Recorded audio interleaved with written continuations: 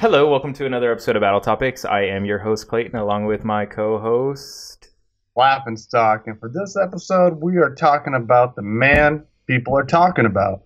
Talking about an OG in the game who very recently established himself in a frontier a lot of people haven't been to yet, but a lot of people want to. He's at the top of the metaphorical mountain, and as you know, don't have the bread, leave him gunning. Oh, fuck, I fucked up. Damn it, dude. Don't have the crumbs. Don't let the crumbs have him gunning. Damn. For the breadwinner. For the breadwinner. Yeah. And obviously, we're with man at I.C.E. I.C.E., how are you, Wolf? Same shit, different toilet paper, Wolf. Appreciate y'all for having me. My man, Laughing Stock and Clayton. Let's do this. So, obviously, you battled Rone at Blackout 7 and earned the chain at the end of the day. It was a 6-1 decision. Obviously, probably one of the most controversial title matches so far, which we will touch on later. But just for the sake of like sequence and keeping me in tune with everything, we'll start at the beginning of the weekend, and then we'll start with your rounds and kind of how it played out, and if it played out in your way or not, and how you planned it. I think it did. And then, well, no. There are some things that happened that I'm sure were speed bumps that you weren't expecting. Yeah. But so, anyways, going into that weekend, what kind of mentality did you have when approaching Rone? Because both you and Rone are super hard to write for, a lot of people say, and the certain angles that you would use have been overused and dissected in so many different ways that it's an uphill battle, to say the least. So how did you go into approaching Rone? Well, first and foremost, it was real difficult. This is probably one of my toughest battles to write for, because me and Rone do have a friendship. You know what I'm saying? I don't have no dislikes for Rone. Normally, I like to go against somebody I don't like, so I can just take their head off, or, you know, just somebody who I feel their lyrical skills is better than mine. Me and Rone was never competitive with each other. We were just like good, cool friends and shit. So it was real hard to write for him. It wasn't until he did the post on Twitter where I was like, okay, yeah, I saw now that. I got something to write. Yeah, now I can write. You know, not just to be honest, all the way honest with y'all, you know, we had preparation to write for this battle for some months. We knew we were going to battle each other, but I didn't have nothing written down. I probably only had like one round. It wasn't until that post on Twitter when I started writing. So that's probably like 2 weeks, 3 weeks preparation. You know what I'm saying? So yeah, that's when I can say I went to put my pen down. I know that you had hit up Laughing Stock, because I did a Battle Topics with Rone over the King of the Dot chain, and we talked about leading into his match with you. I pretty much asked him the same question: how do you write for someone like Head Ice? And I think a couple weeks later, you randomly hit Laughing Stock up later, saying that interview gave you some kind of angle or whatever. Do you remember that? Yeah. What exactly absolutely. was that? I'm curious about that. It was because I think you said something about flipping my name, age, or something. And I was like, okay, you just gave Rone an angle. It was something you said. Oh damn! Yeah, so I feel like that. You know, that would have been the outsider's perspective going into the battle, because we know Rone has a history, like his Big T round that went, you know, viral as the hard-hitting poet. It's like, all right, he took a fat guy and broke down how fat he is in this really eloquent way. And you're going against a dude named Ice, who all he hears is age lines every battle. It's like, okay, is Rone going to take this age thing and spin it on its head? But the great thing about the battle is I don't think either of you stuck to a same cliche approach. You know, you guys both kind of wrote for each other, but in a different way that's been, you know, faced in the past. Yeah. Ice is handling business, by the way. We caught him during wolf hours, so we're trying to make do. Yeah. This is the beginning of wolf hours, so I got to get everything situated. My bad for It's all good. Actually moving as we talk. I'm moving. Let's say the question one more time from the last stop. I apologize. Oh no, it's all good. No, I was saying, you know, dating back to our interview with Rone, where it seemed like the obvious angles would have been too easy to approach. You know, Rone is the little white guy. Ice is a big black dude. What are we in for on this one? but I think both of you guys took pretty direct, original approaches. And especially after that Twitter thing, it sounds like it kind of lit a fire under you where you were like, okay, it's game Yeah, time. because I felt betrayed as a friend. It was like, hold up, man, I'm his tough black friend. I protect him. And he kind of like pulled the race card a little bit on the tweet. So I was like, hold up, man, I know I ain't get bamboozled. Yeah. Right now I gotta come at him with a whole different approach. Yeah, because you were being kind of like non-confrontational on Twitter. You were just being like, okay, I see you now. You know what I mean? You weren't trying to like one up him or anything, but you definitely let him know that wasn't condoned. Yeah, like I ain't like that. You rubbed me wrong. Like going, I know we're trying to go chronological as possible leading up to the title match, but in terms of one-upping Rone is Mr. Press Conference. I've never seen him get outshadowed at a press conference. And the night before day one of Blackout at the press conference, you were on stage, face to face, fucking taking the spotlight just as much as he does from other people. Like, you were commanding the room 2 days before your battle. So you were establishing yourself. Yeah, like and going into different elements like a press conference where Rone can kind of show his personality and show how witty he is and display what makes him such an attraction. Does that ever weigh on your mind? Like, this dude's gonna clown on me on a press conference. Do I have to adjust myself for that? Nah, because I know Rome, man. He got a great sense of humor, man. Even the part when he did Zippendale and all that. I know he was talking about cheap wine and all that, and we ain't got good expensive taste. That's how he talk. He's slick like that. I expected that and more. But once I knew I got under his skin, I said, "Oh, I got him. It's my press conference." Feathers coming through the speaker. Yeah, feathers coming through the speakers. He saw. And then you crushed it with that was more than 3 words, but okay. But no, you had quotables 2 days before the battle, so this was something as if people couldn't anticipate this enough. You guys were selling it, that press conference. I'd be shocked if somebody who was on the fence about buying Blackout saw that press conference and they didn't want to buy the battle afterwards. Mm-hmm. Yeah. My own family liked that press conference. They was laughing. They had good laugh off that. I even liked the rap grid post with the Illuminati. Yeah, saying that I won for the Illuminati. I was there. Oh yeah. So yeah, the press conference was kind of like an indication on how the battle was going to go a little bit. Rone kind of tends to stay a little more quiet, as do you, as you can see with his past performances. But I think a little bit at the press conference, you kind of saw like the chinks in his armor a little bit. You know what I mean? And that kind of was like an indication for how the battle was going to go. Not saying that Rone did bad or didn't perform as well, if not better, than people expected. But he did real good. Yeah, but there was definitely, it was staring you right in the face on the direction to take. So fast forwarding a little bit, we go to the next day, day one. You're obviously preparing for the battle. You guys finally met up, had your little say-so to each other. But I know we had an interaction. Laughing Stock, me, and you were all hanging out along with other people in our hotel room. And you spit us all 6 of your rounds and even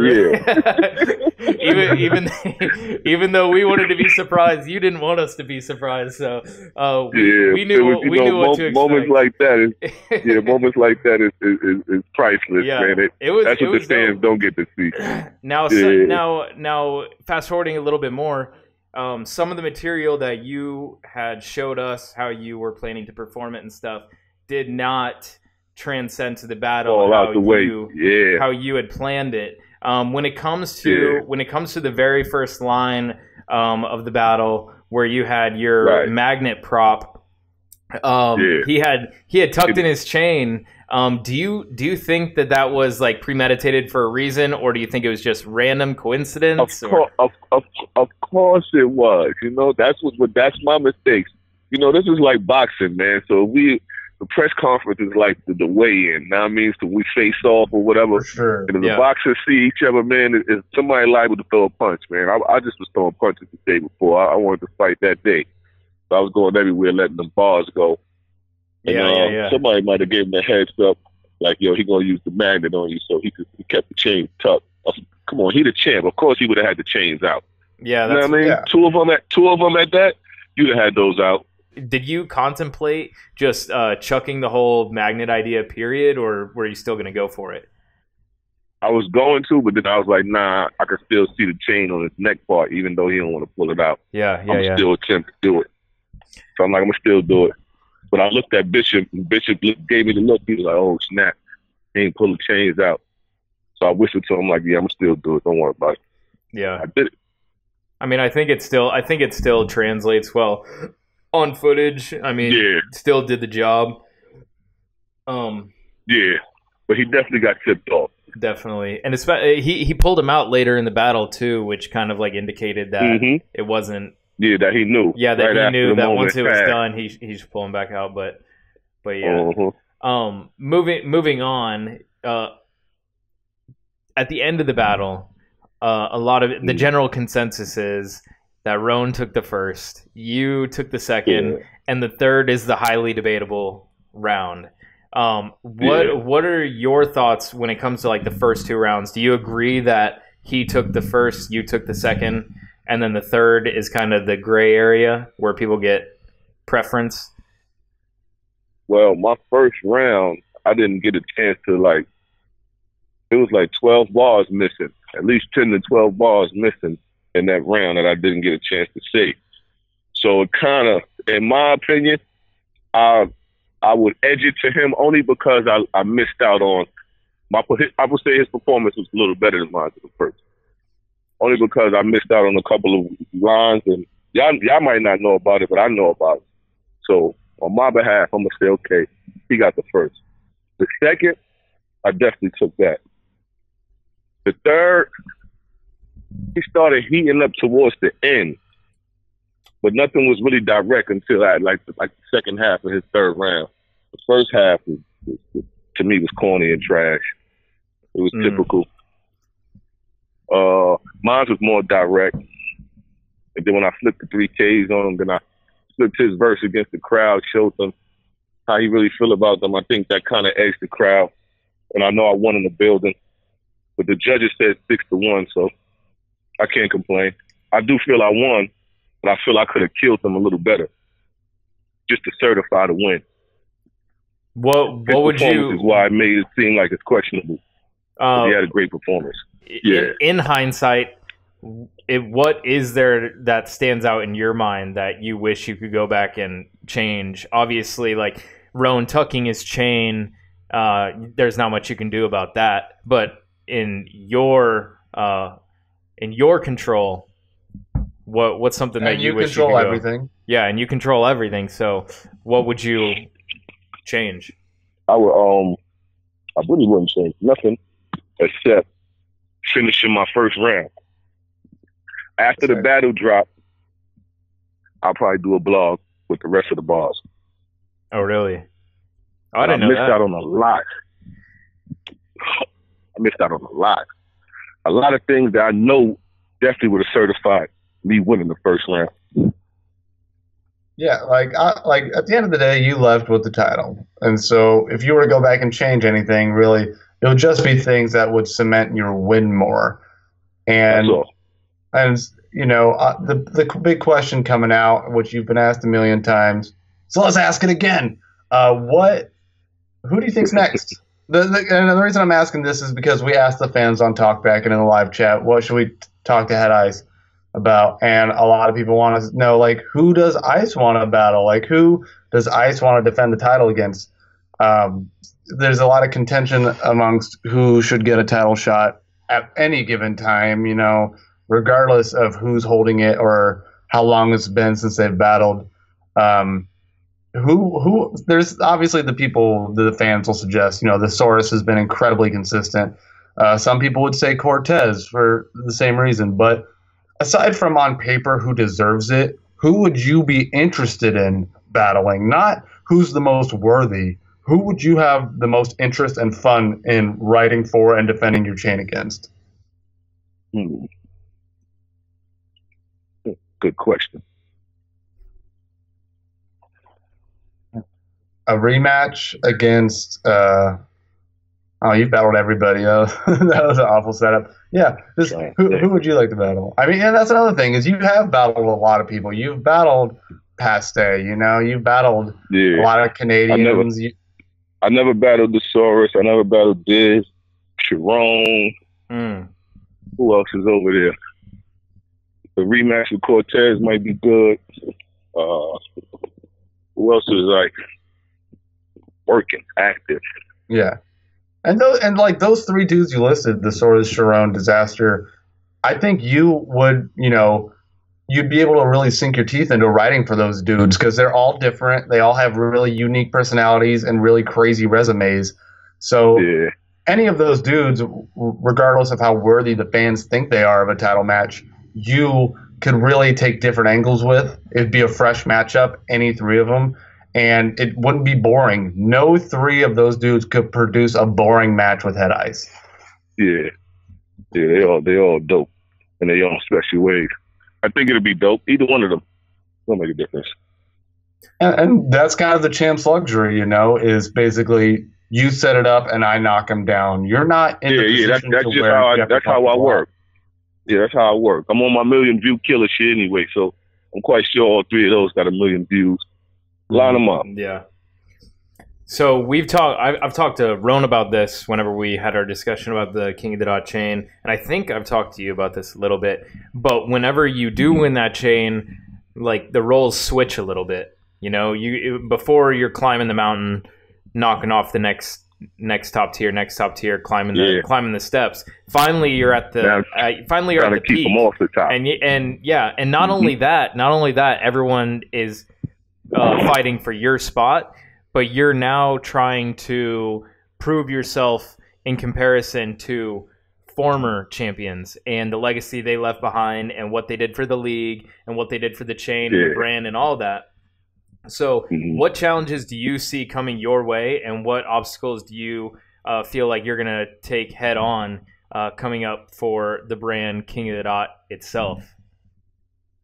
Oh man, I'm gonna take it from the hood to the suburbs to the top. I'm gonna go as far as it can go with this, man. Rone did break a lot of barriers, to Stino commercials and getting accepted in plays and roles and movies and shit like that. That's all good. I'm gonna take it there and further, and I'm gonna open the doors for a different type of style to come through to the King of the Dot era. Yeah, I think you mentioned in one of your rounds where you were talking about like bringing like the authenticity back and like you like the old school hip hop like knowledge and experience and all that away from the stigma that King of the Dot is the white jokey silly comedy show. You know what I mean? But now with you as the face of King of the Dot, you have a real big opportunity to single-handedly change that image. Yeah, bring it all through. We're not gonna change it because if it ain't broke, don't try to fix it. Yeah. King of the Dot is definitely a great machine. I just want to open the doors for more people, to bring the streets to it a little bit, so they don't just say we all about jokes. And plus, I think it's fair to say your gangster's never been on trial, has it? Ever. Never. If it was, I'll post bail and get right back to that gangster shit quickly. Exactly. And yeah, I mean that's refreshing. Like people want to stigmatize King of the Dot. They want to stigmatize URL. It's very easy to stereotype a league when they look at it at face value. But having going from Sketch Menace champ to Head Ice champ is a bit of a 180 for the league. And it's not, it's not a bad thing. It's a good thing. It's different. And I think that's really important in battle rap is how different can we make things. So, and you mentioned earlier, you're the first Black King of the Dot champ. And that's something, that was like the first thing you posted is like, Jackie Robinson, a King of the Dot. So that's obviously because it's cemented, my legendary status is cemented. It's there. There's nothing they could tell me now. Before he was like, oh, whatever, he over there doing it. What up? Nah, that's the king now. Talk to me right or don't talk at all. That's just it. And plus, you've got dudes like Tech9, tweeting about wanting to get on King of the Dot. Hollow was on King of the Dot last year. So it's not like there's still this big it's gonna be a whole bunch of there's gonna be a whole lot more of those type of tweets going on, like how Tech9 did. I see the tweet. He waiting for his King of the Dot debut. Yeah. A bunch of them is. And I got their names.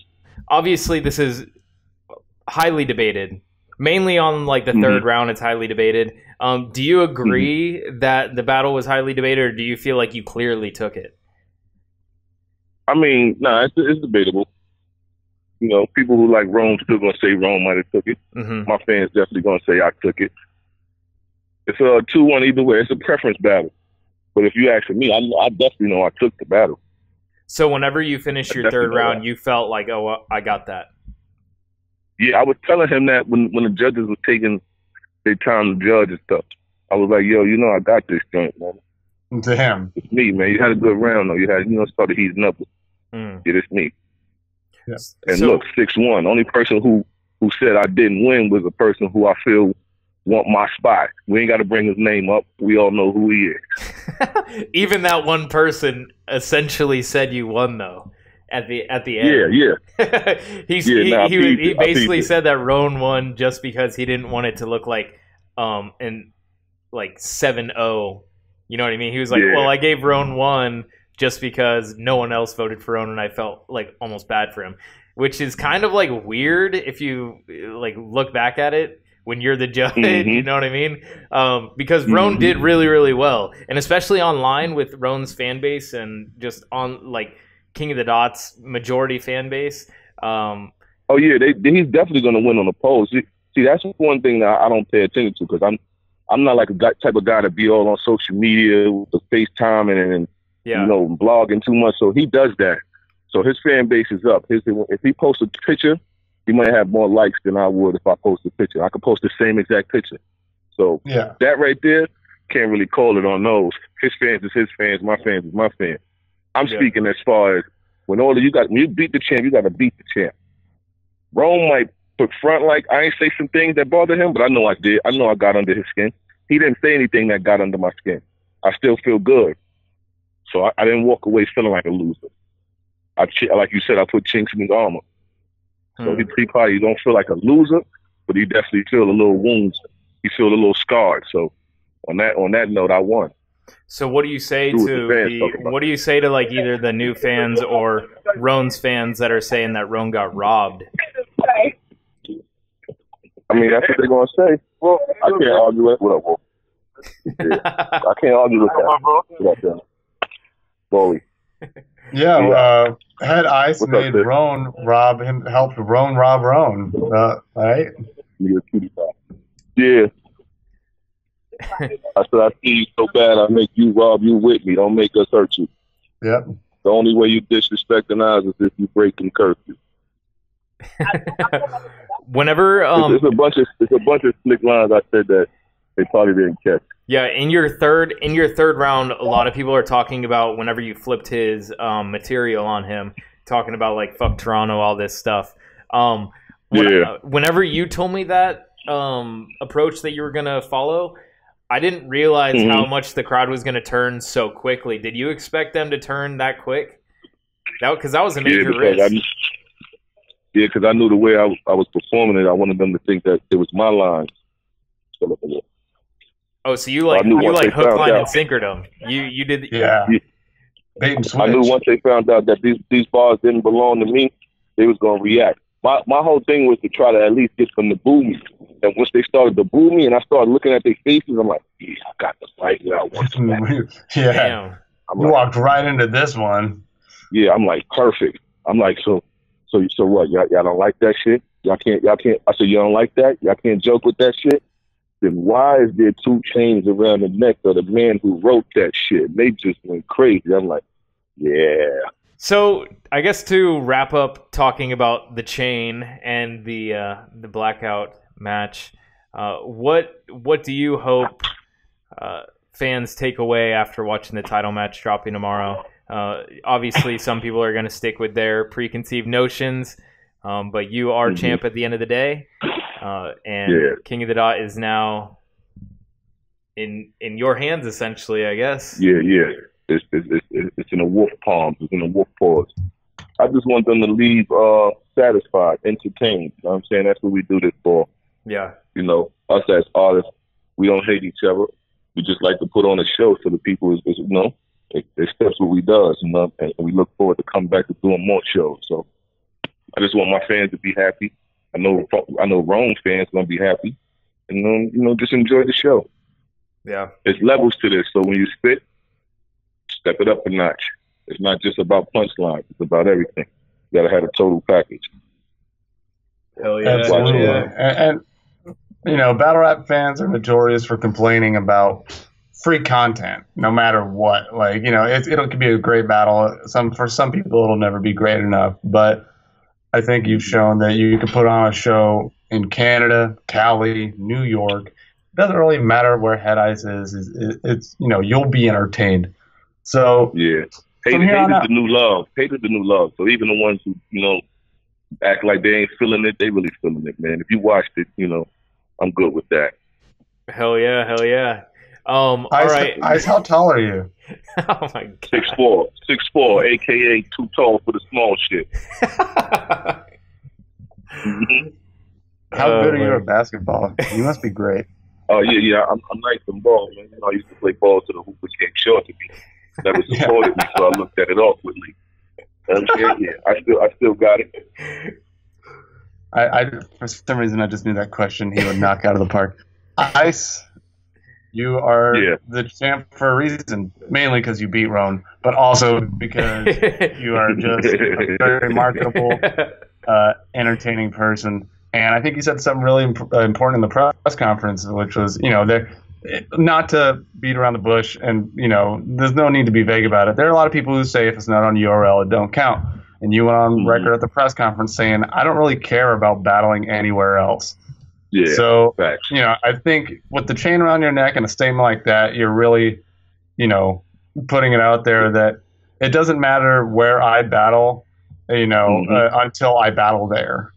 So, and I mean, it doesn't hurt, you know, with stuff like Wolf Love Clothing Line and the I Am Battle Rap, you are good business for King of the Dot. And, you know, some fans are going to say, oh, well, Head Ice is Mr. King of the Dot now. Of course he got the chain. But I feel like with the performance you had, the association was, you know, like it didn't matter as much as you would have beaten Rone in that room regardless. Facts. Yeah, that chain was coming home with all. You see, it got black diamonds in it, man. I try to tell them beforehand that I custom made that thing. Hey, look, I want the K and the diamond in the front and the red gold. How that chain look, man? All right, then. You know, we only love family. On that note, go get that I Am Battle Rap. Go to www.kotd.com. Go watch the pay-per-views. You know, the title match drops tomorrow. Go get some Wolf Love shirts, some Wolf America. Go get some King of the Dot apparel.